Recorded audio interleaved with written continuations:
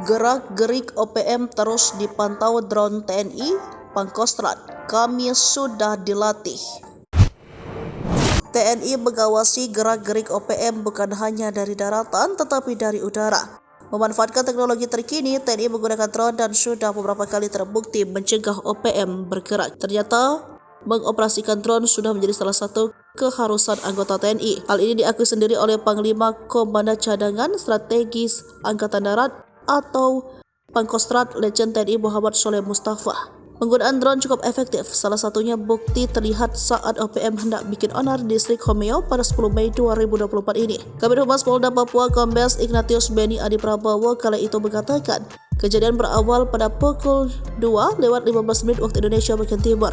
Pihaknya menerima informasi organisasi separatis yang juga dinamakan KKB ini akan melakukan penyerangan ke Polsek dan Koramil.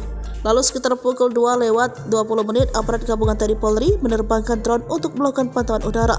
Setelah drone diterbangkan, terpantau KKB diduga melakukan persiapan penyerangan ke Polsek dan Koramil. Mengutip dari Tribun Papua.com, Satgas Nanggala melepas satu tembakan ke arah posisi KKB dan langsung direspon oleh KKB hingga terjadi kontak tembak. Kontak tembak berlangsung 1 jam dan dalam kejadian ini tidak ada korban jiwa dari aparat keamanan ataupun KKB. Mengutip Tribun Jabar.id, lewat wawancara eksklusif Feby Mahendra selaku Direktur Pemberitaan Tribun Network, Letjen M. Saleh tidak menampik soal keanggotaan wajib mahir mengoperasikan drone. Hal tersebut sudah menjadi kebijakan para pimpinan TNI termasuk Kasat hingga Panglima TNI. Drone begitu banyak fungsinya, bahkan termasuk dalam taktik militer. Jadi banyak inisiatif atau kreativitas dari prajurit Kostrat saat ini yang dihadapkan dengan teknologi.